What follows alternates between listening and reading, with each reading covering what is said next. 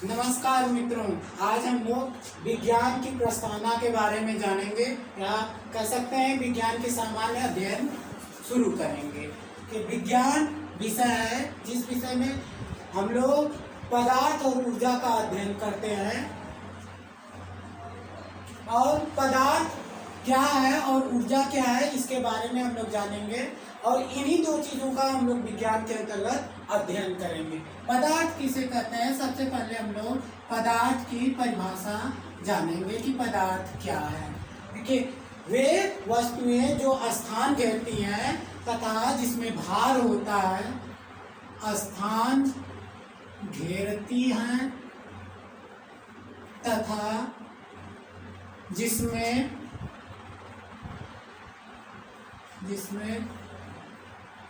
कुछ न कुछ भार होता है तथा जिसे हम लोग ज्ञानेंद्रियों के द्वारा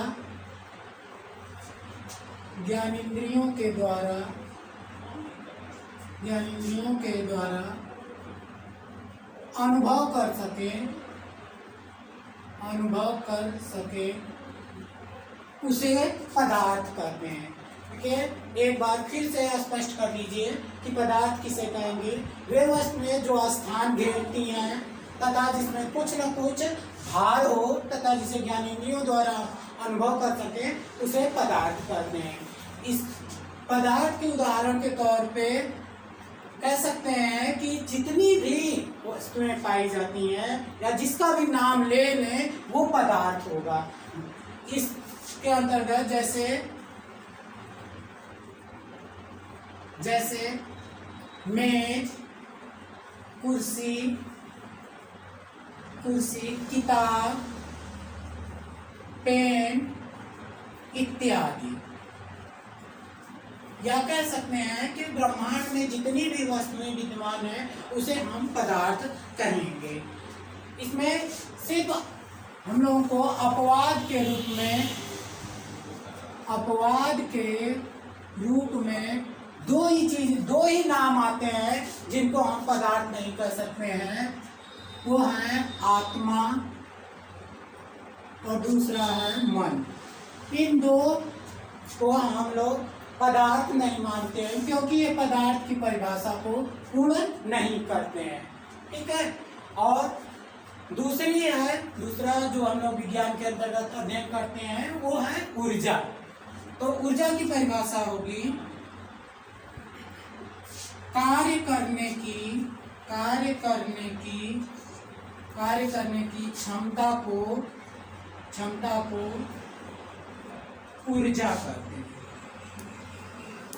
ऊर्जा कहते हैं। देखिए, इन्हीं दो चीजों का हम लोग विज्ञान के अंतर्गत अध्ययन करते हैं। ठीक है मित्रों, तो इस तरह से विज्ञान में किसका अध्ययन किया जाता है ये चीजें हम लोग जान लिए हैं। तो विज्ञान की परिभाषा क्या होगी ये हम लोग जानेंगे। विज्ञान की परिभाषा,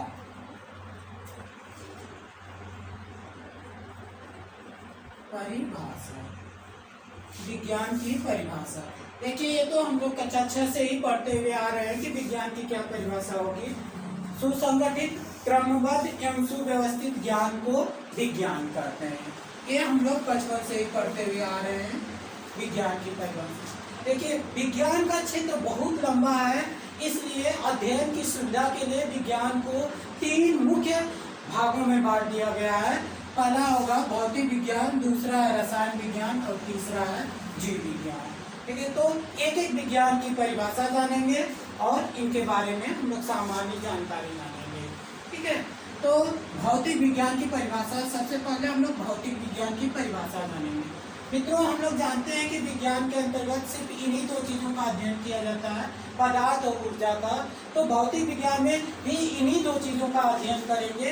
तो भौतिक विज्ञान की परिभाषा क्या होगी, यहीं से हम लोग इसकी उत्पत्ति करेंगे। विज्ञान की वह शाखा जिसके अंतर्गत पदार्थ एवं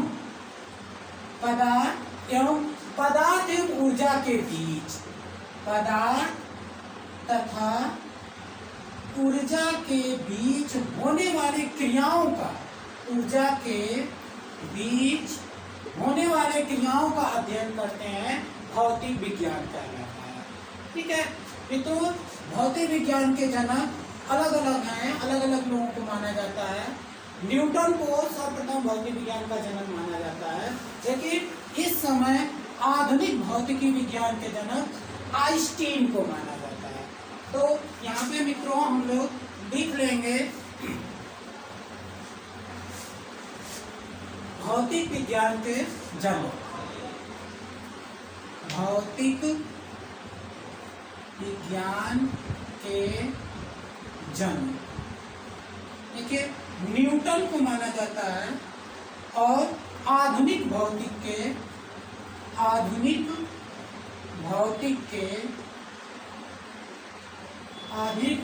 के जनक आइंस्टीन को माना जाता है, आइंस्टीन माना जाता है। तो इस तरह से भौतिक विज्ञान की परिभाषा हम लोग जान लिए। तो आगे हम लोग रसायन विज्ञान की परिभाषा जानेंगे कि रसायन विज्ञान में किन चीजों का अध्ययन किया जाता है।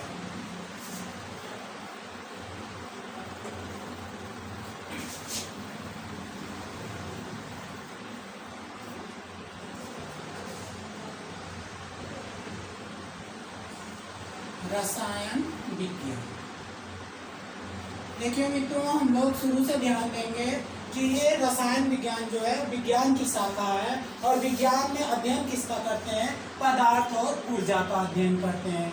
तो रसायन विज्ञान की परिभाषा क्या होगी, इसकी परिभाषा उनकी उत्पत्ति यहीं से करते हैं। विज्ञान की वह शाखा, विज्ञान की वह शाखा जिसके अंतर्गत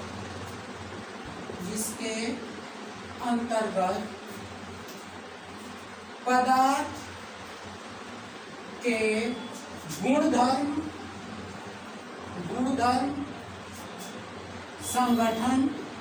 संगठन,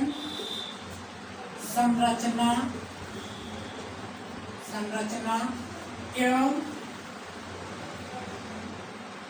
रासायनिक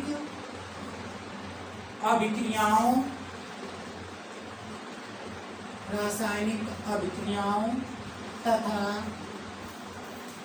पदार्थों के उपयोग का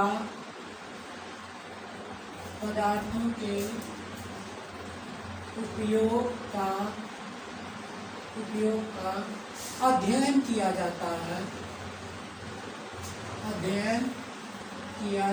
है, रसायन विज्ञान कहलाता है। ठीक है मित्रों, एक बार और देख लेंगे कि रसायन विज्ञान की परिभाषा क्या होगी। विज्ञान की वह शाखा जिसके अंतर्गत पदार्थ के गुणधर्म, संगठन, संरचना एवं रासायनिक अभिक्रियाओं तथा पदार्थों के उपयोग का अध्ययन किया जाता है, रसायन विज्ञान कहलाता है। और रसायन विज्ञान के जनक लेवेसिए, रसायन विज्ञान के जनक लेवेसिए। अब मित्रों, इसके बाद हम लोग विज्ञान की तीसरी शाखा जीव विज्ञान के बारे में हम लोग जानेंगे और जीव विज्ञान क्या है इसके बारे में हम लोग जानेंगे।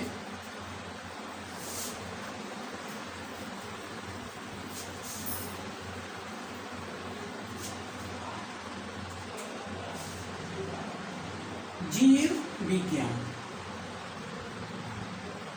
मित्रों, सर्वप्रथम हम लोग जीव विज्ञान की परिभाषा देंगे कि जीव विज्ञान की परिभाषा क्या होगी।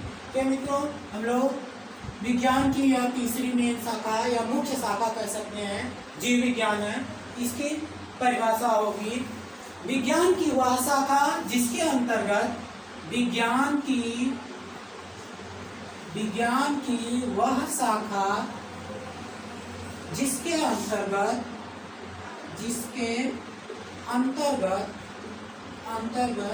समस्त जीवधारियों का अध्ययन किया जाता है, समस्त जीवधारियों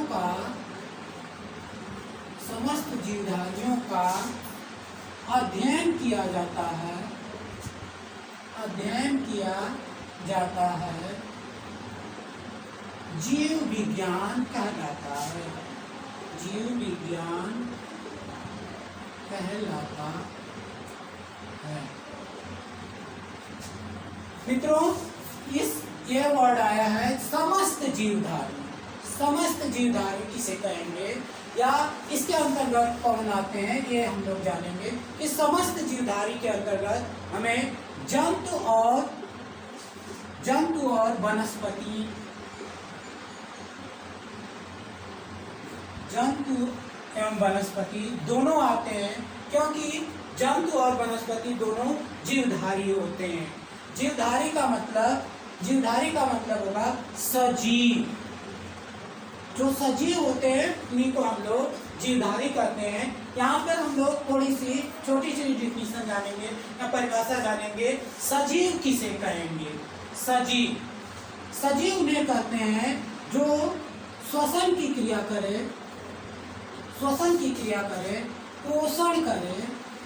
पोषण करे, पाचन करे, श्वसन करे, पोषण, पाचन, वृद्धि, विकास, उत्सर्जन तथा प्रजनन आदि क्रियाएं करते हैं। प्रजनन आदि क्रियाएं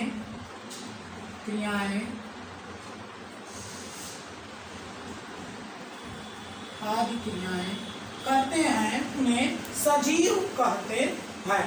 तो इससे मित्रों को ये कंफर्म हो जाएगा कि जीव विज्ञान के अंतर्गत समस्त जीवधारियों का अध्ययन किया जाता है और इसी को हम लोग जीव विज्ञान कहते हैं। इस तरह से ये जो जीव विज्ञान होगा ये थोड़ा सा बड़ा होगा, इसका क्षेत्र ज्यादा होगा, तो इसलिए इसको अध्ययन में असुविधा होती है। इसलिए हम लोग जीव विज्ञान को 2 वर्गों में बांट देते हैं, 2 वर्गों में बांट कर अध्ययन करते हैं, जिससे कि असुविधा न हो।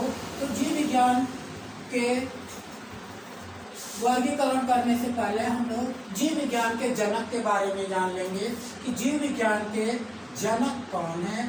जीव विज्ञान के जनक अरस्तु। जीव विज्ञान के जनक कौन है? अरस्तु है। मित्रों, यहाँ पर एक और ध्यान देंगे हम लोग कि विज्ञान के जनक कौन है। ये भी पूछा जाता है सामान्य तौर से, सामान्य क्वेश्चन है कि विज्ञान के जनक कौन है। विज्ञान के जनक को भी अरस्तु ही है। विज्ञान के जनक भी अरस्तु हैं, कोई कंफ्यूजन नहीं होना चाहिए। विज्ञान के जनक भी अरस्तु हैं और जीव विज्ञान के जनक भी अरस्तु हैं। तो हम लोग अब जीव विज्ञान को वर्गीकरण कर लेंगे और फिर हम लोग एक एक परिभाषा देंगे कि जीव विज्ञान का वर्गीकरण 2 वर्गों में करते हैं। पहला है जंतु विज्ञान।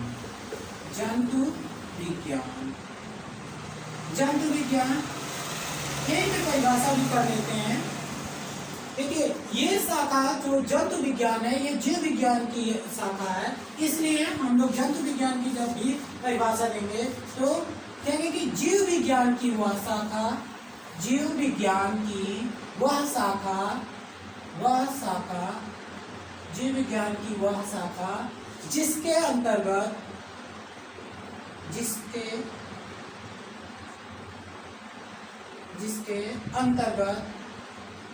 अंतर्गत जंतुओं का अध्ययन किया जाता है।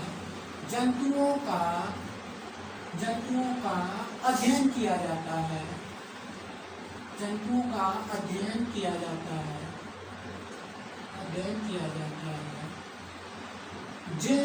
जंतु विज्ञान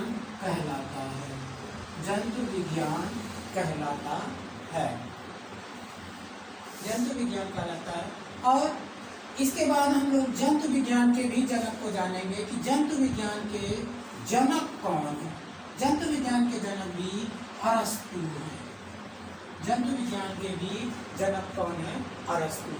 इसके बाद मित्रों हम लोग जीव विज्ञान की दूसरी शाखा जिसको हम लोग वनस्पति विज्ञान कहते हैं, वनस्पति विज्ञान, इसकी भी परिभाषा हम लोग जानेंगे कि वनस्पति विज्ञान की क्या होगी।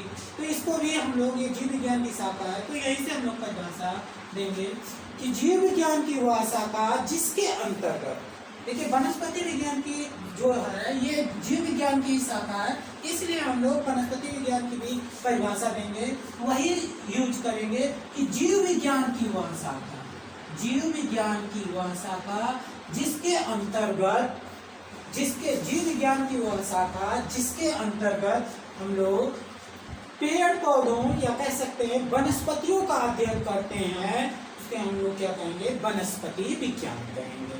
और वनस्पति विज्ञान के जनक, वनस्पति विज्ञान के जनक थियोफ्रेस्टस हैं, थियोफ्रेस्टस हैं जीव विज्ञान के जनक, वनस्पति विज्ञान के जनक थियोफ्रेस्टस हैं। इस तरह से मित्रों हम लोग आज सिर्फ एक इंट्रोडक्शन क्लास है, इसमें आप लोगों को सिर्फ विज्ञान की, विज्ञान का वर्गीकरण और विज्ञान में किसका अध्ययन किया जाता है ये बताया गया मित्रों, और इसके बारे में विस्तार से अगली वीडियो में चर्चा की जाएगी। और आप लोग शेयर और कमेंट करिए, जो भी कमियां हो उसको बताने का प्रयास करिए, इसको सुधारा जा सके इससे।